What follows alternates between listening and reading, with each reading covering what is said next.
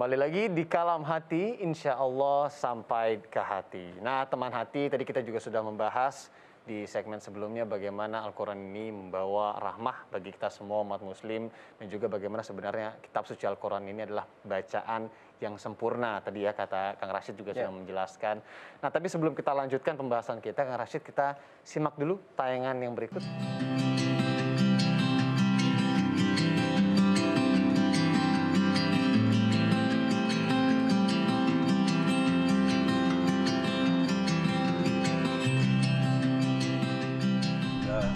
Ya. Terima kasih. Kita insya Allah lebaran di bulan Desember. Mudah-mudahan insya Allah Akbar bisa bertemu dengan imam-imam Akbar yang ada di tanah suci di sana. Amin, amin. Akbar kira-kira minat nggak ini jadi anak angkat? Boleh ya? Boleh. Alhamdulillah. Nanti kita umrah bareng ya. Insya Allah. Alhamdulillah.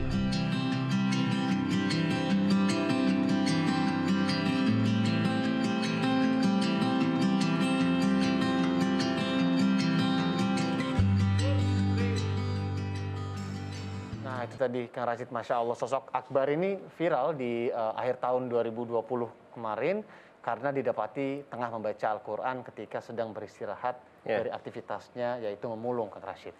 Hingga Akbar kemudian mendapat perhatian dari berbagai pihak yang ingin membantu mewujudkan cita-citanya dan memperbaiki kehidupan keluarganya, salah satunya yang tadi ada di video. Nah, Akbar ini menjadi pelajaran juga pastinya ya, Kang Rashid ya, bagi kita semua, dan juga tentunya motivasi agar jangan sampai kita meninggalkan membaca Al-Quran tadi, dan apalagi di tengah-tengah aktivitas kita yang mungkin sekarang ini selalu padat begitu. Kemudian juga tentunya harus menjadikan Al-Quran ini teman keseharian kita semua ya Kang ya. Betul Kang Yandi dan teman hati mati Allah.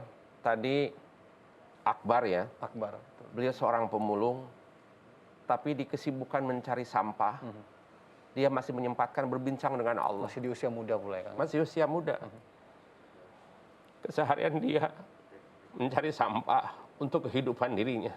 Tapi dia tidak lupa untuk selalu bincang dengan penciptanya. Dia di kesibukan mencari sampah, di pinggiran trotoar, dia berbincang dengan Allah lewat Al-Quranul Karim. Mari kita lihat, apa efek Al-Quran bacaan yang mulia. Pemulung punten sekali mencari nafkah di level bawah, terbuat dibikin mulia oleh Al-Quranul Karim. Maka ini sebut bahwa Al-Quran itu adalah rahmat, memberikan kemuliaan kepada pembacanya. Seorang pemulung dijadikan anak angkat oleh Syekh Ali Jabir, bahkan diumrohkan. Itu mimpi sekali. Mana ada ongkos buat beli tiket pesawat untuk tinggal di hotel di kawasan Mekah. Keseharian pun sudah tidak ada. Tapi berkat dia berinteraksi dengan kalimat-kalimat yang mulia, berinteraksi dengan penciptanya lewat Al-Quran Karim, dia terbawa mulia. Masya Allah. Maka inilah bagian dari rahmat itu. Ini bagian dari rahmat itu. Bahkan Kangjeng Nabi Muhammad SAW mempertegas, Kang Yanda dan teman hati mati Allah, Iqra'ul Qur'ana fa innahu ya'ti syafi'an li sahibihi. Bacalah Al-Quran. Bacalah Al-Quran. Kesibukanmu jangan terlampau banyak berinteraksi dengan manusia. Lewat WhatsApp interaksi dengan manusia. Banyak sekali di pikiran ini bagaimana waktu tersita karena terlampau berinteraksi terus dengan manusia. Lupa dengan berinteraksi dengan Tuhannya. Efek berinteraksi dengan manusia, tertipu, kemudian terkena hoax, pingin dapat testimoni, pingin banyak follower, karena itulah selalu berinteraksi dengan manusia. Luangkanlah waktu saudaraku. Perbanyaklah interaksi dengan Allah melalui Al-Quranul Karim. Nabi mengatakan, bacalah Al-Quran, karena nanti dia datang akan menjadi syafaat bagimu. Iqra ya Kang ya. Iqra. Jadi maaf sekali, Al-Quran itu akan menjelma, akan jadi syafaat, akan jadi pengacara di hadapan Allah tentang siapa pembacanya.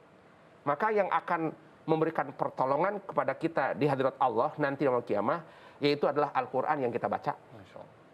Yang kedua, waktu yang dipakai kita puasa Ramadan. Yang ketiga Rasulullah. Jadi tiga ini akan memberikan syafaat kepada kami. Pertama Al-Quran yang kita baca, kedua puasa Ramadan, yang ketiga Rasulullah SAW. Salah satunya tadi Akbar, di dunia saja dibuat mulia oleh Al-Quran. Pemulung dibuat mulia oleh Al-Quran karena dia berinteraksi dengan Allah Subhanahu wa Ta'ala. Dan ini salah satu bukti Al-Quran adalah rahmatan lil alamin, memberikan rahmat bagi pembacanya, memberikan guidance pada para penduduknya. Bahkan Nabi mempertegas, punten, supaya kita terbooster, Kang Yanda dan teman yang dirahmati Allah, selalu berbincanglah dengan Allah. Ada keluh kesah, lapor ke Allah. Ada gegana, gelisah, gelombarana, lapor ke Allah. Jangan terbiasa ketika gelisah, lempar di Facebook. Ada gelisah, lempar di YouTube. Udah ke Allah saja atuh. Ke Allah laporkan itu semua. Insya Allah akan jawaban itu. Maka oleh karena itu izin sekali bahwa ketika sampai Nabi mengatakan bahwa man qara'a harfan min kitabillah, barang siapa yang membaca satu huruf dari kitab Allah dari Al-Qur'anul Karim, falahu hasanatun, maka dia akan mendapatkan satu kebaikan. Nah, Kang Rashid, penasaran juga sebenarnya, karena memang di zaman-zaman sekarang ini begitu kan, ada juga Al-Qur'an misalkan bentuknya di dalam teknologi, ada digital begitu, ada juga sebenarnya teman-teman yang ada juga sebenarnya yang nanya ini, kalau membaca Al-Qur'an dia tidak pede gitu ya untuk membaca huruf Arabnya, bagaimana hukumnya bila membaca dengan huruf Latinnya?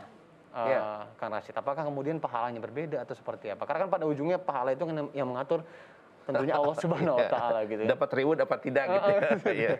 Bagaimana tuh Kang Rashid? Baik. Apapun ketika engkau berinteraksi dengan Al-Qur'an, itu Allah pasti akan memberikan reward-nya, akan memberikan gift-nya. Tadi hadis menyampaikan bahwa man qara'a harfan min kitabillah falahu hasanatun. Siapa yang membaca satu huruf dari Al-Qur'anul Karim, maka satu huruf akan memberikan satu kebaikan. Wal hasanatu asru amsalha. Dan satu kebaikan itu ada 10 lipat kebaikannya dari satu huruf itu. Kemudian falam yakul alif lam mim itu harfun, walakin alif harfun, lam itu harfun, mim itu harfun. Alif lam mim itu 3 huruf itu. Tidak alif lam itu satu kalimat, tidak. Alif itu harfun, harap, lam itu harap, dan mim itu harap. Nah, satu huruf itu dapat kebaikan 10 kebaikan. Apalagi kalau dibaca waktu Ramadan yang lalu, satu huruf kali 1000 kebaikan. Kalau kita baca punten sekali pemirsa, kalam hati dan mati Allah, sebut saja Bismillahirrahmanirrahim, 19 huruf. Itu 19 huruf itu kali 1000 kebaikan. Berapa kebaikan? Masya Allah. Apalagi kalau perang hafal 30 juz, Masya Allah. Setiap ucapannya jadi kebaikan, diamnya jadi kebaikan, nafasnya jadi kebaikan. Itulah ya Kang ya. Walaupun nanti interaksinya pertama lewat Latin dulu, nanti naik ke Arab, semua itu berinteraksi dengan Quran.